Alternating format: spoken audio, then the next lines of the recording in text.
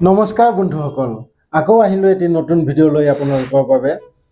ৰমেশ আৰু বাপু বুলি দুজন মানুহ ৰাস্তাৰে খোজকাঢ়ি গৈ আছিলে আৰু দুয়োজনে বয়স, ৰমেশৰ বয়স প্ৰায় ৪৫ বছৰমান হ'ব আৰু বাপুৰ বয়স ১৬ বছৰ।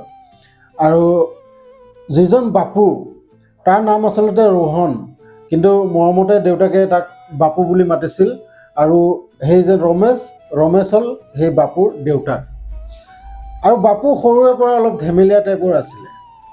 সিহঁতে যেতিয়া গৈ আছিলে ৰাস্তাৰ দাঁতিত দেখা পালে যে এজন মানুহে খেতিৰ মাজত সোমাই তাত কিবা কাম কৰি আছে। আৰু সেই মানুহজনৰ জোতা এযোৰ আৰু অকণমান কাপোৰ, চাৰ্ট এটা সেই ৰাস্তাৰ দাঁতিতে পেলাই থৈ সেই মানুহজন খেতিত লাগি আছিলে। আৰু তেতিয়া সেই বাপুৰ মনত এটা বৰ ধুৰন্ধৰ কথা এটা সি ভাবিলে, আৰু ভাবি পেলাই লগালগ দেউতাকক ক'লে যে হে দেউতা, এটা কাম কৰোঁ দিয়ক, এই মানুহজনৰ কাপোৰখিনি আমি লুকুৱাই পেলাই ৰাস্তাৰ দাঁতিত থকা সেই গছডালৰ আঁৰত আমি লুকুৱাই থাকোঁ। সেই মানুহজনে কি কৰে আমি চাওঁ, বৰ মজা লাগিব নহয়নে দেউতা? এনেকৈ কোৱাত দেউতাকে হাঁহিলে, আৰু হাঁহি পেলাই দেউতাকে ক'লে, মজাটো লাগিবই, কিন্তু তুমি যেনেকৈ মজা ল'ব খুজিছ তেনেকৈ নহয়, আমি অন্য ৰকমে এটা মজা ল'ম। আৰু তাকে কৈ দেউতাকে তাক এটা ৫০০ টকা দিলে।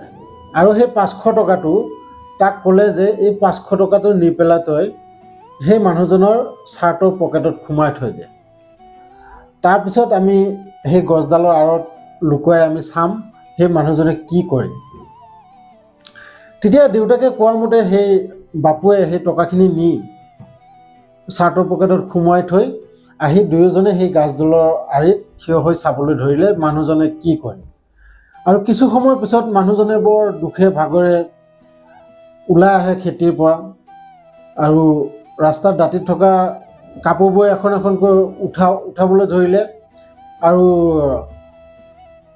যেতিয়া সি চাৰ্টৰ পকেটত কিবা এটা থ'ম বুলি চাৰ্টৰ পকেটত হাতখন সোমোৱালে, দেখা পালে তাত কিবা কাগজৰ নিচিনা বস্তু আছে।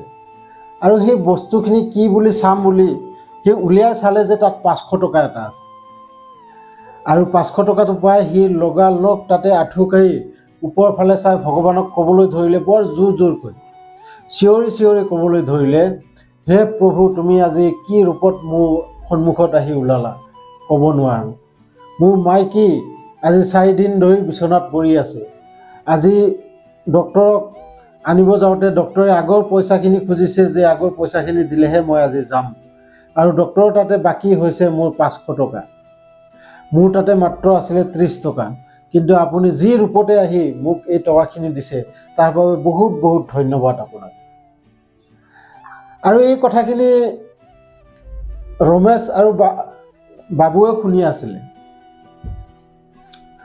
আৰু সিহঁত দুজনে শুনি পেলাই দেউতাকে তেতিয়া সেই ল'ৰাজনক বুজালে, দেখিছা, মানুহক দুখ দি নিজে সুখ লোৱাটো ভাল নহয়। আমি লোকক যেতিয়া সুখত দেখি পেলাই আমি সুখী হ'ম না, সেনেকুৱা সুখ আমি ক'তো বিচাৰি নাপাওঁ। সেইটো কেতিয়াবাহে তেনেকুৱা সুখ আমি পাওঁ। গতিকে সদায় মনত ৰাখিবা, আন কাৰোবাক দুখ দি পেলাই নিজে সুখত কেতিয়াও থাকিব নোৱাৰো। যদি সুখত থাক তেতিয়াহ'লে অন্যক সুখ দিলেহে তুমিও সুখত থাকিব পাৰিবা।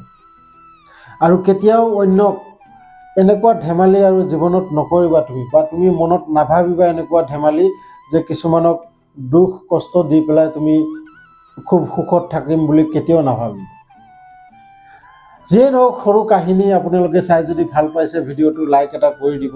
আৰু লগতে মোৰ চেনেলত যদি নতুনকৈ আপোনালোক আহিছে তেতিয়াহ'লে চেনেলটো ছাবস্ক্ৰাইব কৰি দিব।